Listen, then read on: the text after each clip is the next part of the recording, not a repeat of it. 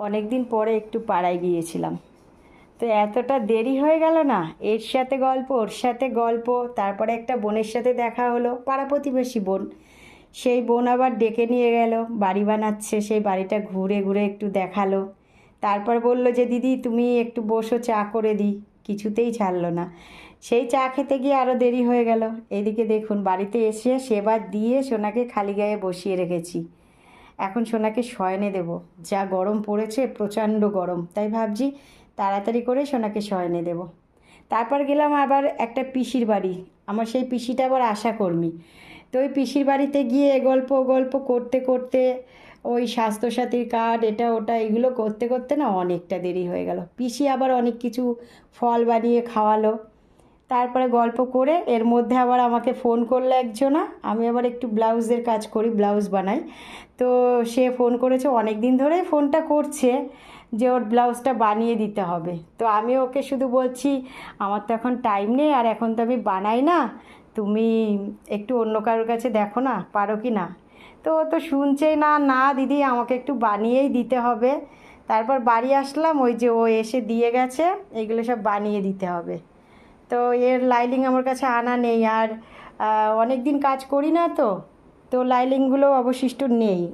আগে বানাতাম লাইলিং, কিছু এনে এনে রেখে দিতাম, ওগুলো বানাবো। এদিকে তো জুসি গরমে খুব কষ্ট পাচ্ছে। এদিকে এই যে টুসি চলে এসছে, জুসি যেন কোথায় গেল। এই জুসি, টুসি চলে এসছে, টুসির মেয়েও চলে আসবে একটু বাদে। কই তুই? ওরে বাবা রে, ওরে বাবা, আস্তে আস্তে আসো, আস্তে আস্তে। কী হয়েছে বাবু? আমার জুসিও খুব কষ্ট পাচ্ছে গরমে, একবার ওপরে যাচ্ছে একবার নিচেই আসছে। আর এই ফ্যানটা তো সব সময় চলে আমার জুসির জন্য, কারণ ওকে আমি কষ্ট দিতে চাই না। আর ওপরে যে ওকে নিয়ে যাব, এসি চালিয়ে রেখে আসবো, ও একা থাকতেই পারে না, ওর সাথে আমার গিয়ে থাকতে হবে। যদি একা রেখে আসি, এর মধ্যে আমি একটু রেখে এসছিলাম, দরজা ফাটিয়ে দেয়। তো ওর সাথে আমার থাকতেই হবে। এবার ওর সাথে তো আমার সন্ধ্যাবেলায় গিয়ে বসে থাকা সম্ভব না, কারণ আমার অনেক কাজ থাকে। কী হলো, কান খাড়া হয়ে গেছে কেন? দেখি একটু। ও আওয়াজ পাচ্ছে যে ওর বাবা আসছে কিনা। তো চলুন, আমি সোনাকে শয়নে দেব। সোনাকে শয়নে দিয়ে তারপরে সব ছড়ানো ছিটানো রয়েছে, সেগুলো সমস্ত কাজগুলো করব। দেখুন খাটের ওপরে সব ছড়ানো রয়েছে। দুপুরবেলা ওর বাবা একটু শুয়েছিল, আমি তো বিকালবেলায় কিছু করতে পারিনি।